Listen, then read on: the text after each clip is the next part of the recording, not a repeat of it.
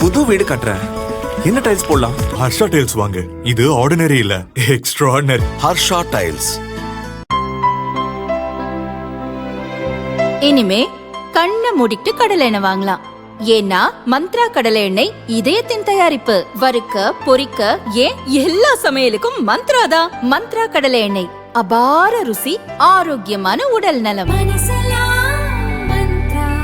ஆப்கானிஸ்தானில் கடந்த 2021 அமெரிக்க படைகள் வெளியேறிய பிறகு தலிபான்கள் ஆட்சியை பிடித்தனர்.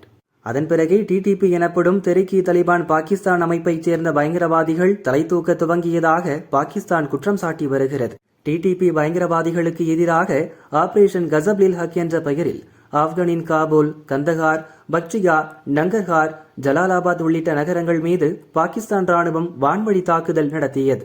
இதில் பெண்கள், குழந்தைகள் உட்பட அப்பாவி பொதுமக்கள் 18 பேர் இறந்தனர். இதற்கு பதிலடி கொடுக்கும் விதமாக தலிபான் படைகள் பாகிஸ்தான் எல்லை பகுதியில் 53 இடங்களில் ஒரே நேரத்தில் தாக்குதல் நடத்தியது. இதில் பாகிஸ்தான் வீரர்கள் 55 பேர் கொல்லப்பட்டதாகவும் அந்நாட்டின் ராணுவ முகாம்கள் தங்கள் கட்டுப்பாட்டுக்குள் கொண்டுவரப்பட்டுள்ளதாகவும் தலிபான்கள் அறிவித்தனர்.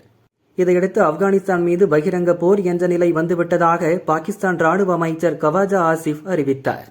அதன்படி பாகிஸ்தான் ராணுவம் நடத்திய தாக்குதலில் தலிபான் ராணுவத்தினர், பயங்கரவாதிகள் உட்பட 331 பேர் கொல்லப்பட்டுள்ளதாகவும் 500க்கும் மேற்பட்டோர் காயமடைந்துள்ளதாகவும் தெரிவித்துள்ளார்.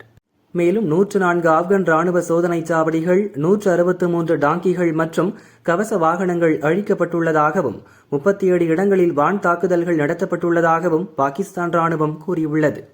தலிபான்கள் மீதான தாக்குதலை கண்டித்து டிடிபி பயங்கரவாதிகள் பாகிஸ்தானின் கைபர் பக்துன்குவா மாகாணத்தில் புதிய பழிவாங்கல் நடவடிக்கையை துவங்கியுள்ளனர். பெஷாவர், பன்னு, புத்வேர், நவ்ஷேரா, வடக்கு வசிரிஸ்தான் மற்றும் கோகாட் உள்ளிட்ட 6 நகரங்களில் நேற்று ஒருங்கிணைந்து தாக்குதல் நடத்தினர்.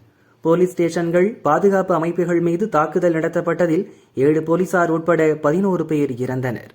இந்நிலையில் ஐக்கிய நாடுகள் சபை பொதுச் செயலரும் பல்வேறு நாட்டு தலைவர்களும் இருதரப்பினரும் கட்டுப்பாடுடன் நடந்து கொள்ள வேண்டும் என்று வலியுறுத்தியுள்ளனர். போர் நிறுத்தம் அறிவிக்க வேண்டும் என்றும் அமைதி பேச்சுக்கு வர வேண்டும் என்றும் அறிவுறுத்தியுள்ளனர்.